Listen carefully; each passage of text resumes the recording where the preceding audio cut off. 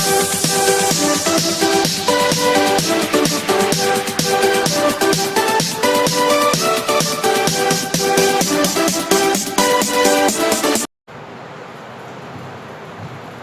Morning students.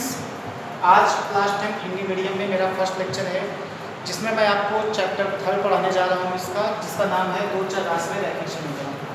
ठीक है बच्चों, इस चैप्टर के बारे में आप लोग अपनी प्रीवियस क्लासेस में पढ़ चुके हैं। क्लास 9 में दो चौरास में रैखिक समीकरण आपका क्या होता है, ax + by + c = 0 के रूप का होता था। उसका हम लोगों ने ग्राफ बनाया है, ग्राफी विधि हम लोग उसकी पढ़ चुके हैं। तो वही ग्राफी विधि आपको एक बार फिर से पढ़नी है, इसमें भी है, क्लास 10 में भी है, लेकिन उसके अलावा भी 3 विधियाँ हैं, प्रतिस्थापन, विलोपन, प्रवर्धन, ये भी हमें पढ़नी है। तो चलिए आइए, वहाँ पर हम लोगों ने एक इक्वेशन पढ़ी थी। अब चूँकि हम लोग थोड़ा सा अपने क्लास में मूव कर गए हैं, 10th क्लास में आ गए हैं, तो अब की बार हमें सिर्फ एक इक्वेशन नहीं, तकरीबन 2 इक्वेशंस पढ़नी पड़ेंगी, जो आपकी होंगी a1x + b1y + c1 = 0 first equation, a2x + b2y + c2 = 0 second equation.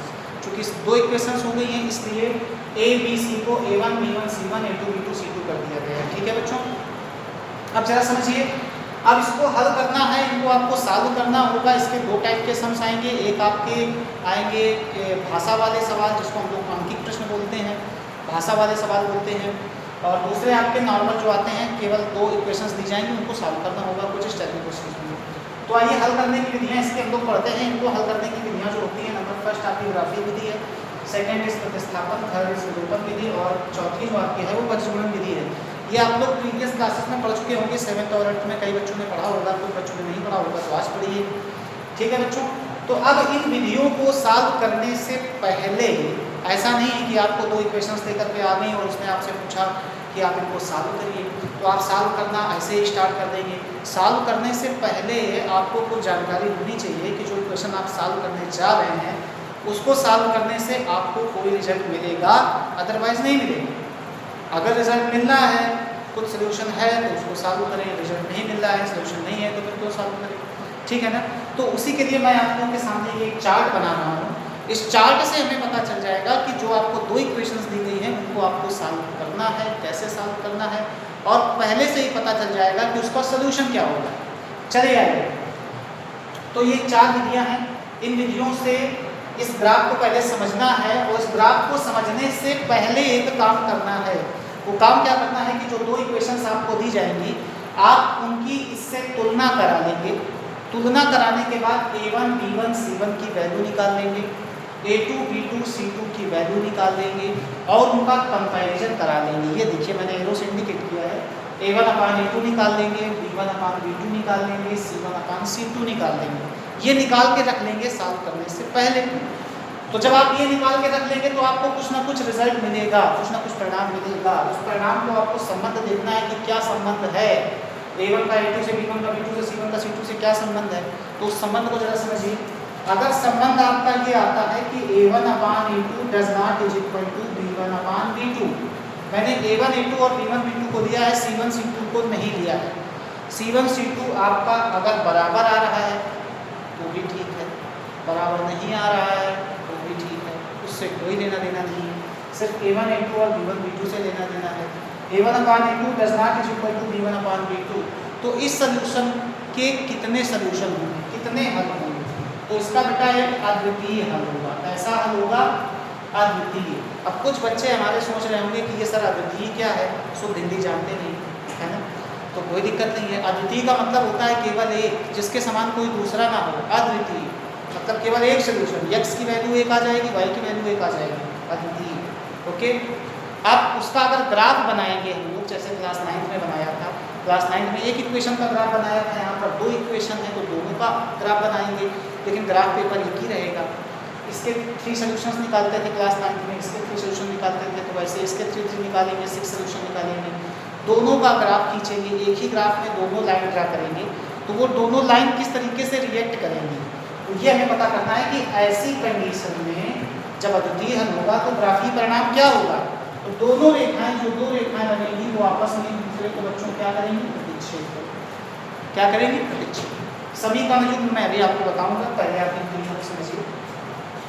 अगर आपकी कंडीशन आ गई a1/a2 = b1/b2 = c1/c2, तो इस प्रकार के समीकरणों के अपरिमित रूप से अनेक हल होते हैं, अपरिमित रूप से अनेक हल होते हैं।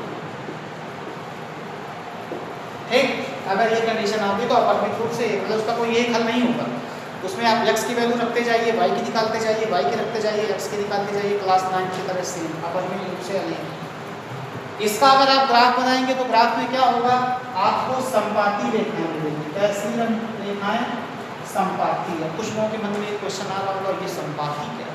अरे संपाती ये चीज होती है कि सारे पॉइंट्स, मतलब आप इसका ग्राफ बनाएंगे आपको 3 सॉल्यूशंस मिलेंगे, इसका ग्राफ बनाएंगे 3 सॉल्यूशन निकालेंगे, दोनों को दिखाएंगे तो इसमें आपको दो अलग अलग रेखाएं मिल रही थी, दोनों प्रतिच्छेद कर रही थी। इसमें आपको केवल एक ही रेखा मिलेगी, उस एक रेखा पर ही 3 निर्देशांक इसके भी होंगे, 3 कोऑर्डिनेट्स इसके भी होंगे, दोनों उसी पर होंगे, मतलब एक ही रेखा पर सारे पॉइंट आ जाएंगे, दो अलग रेखाएं नहीं मिलेंगी। तो कैसी रेखाएं? संपाती।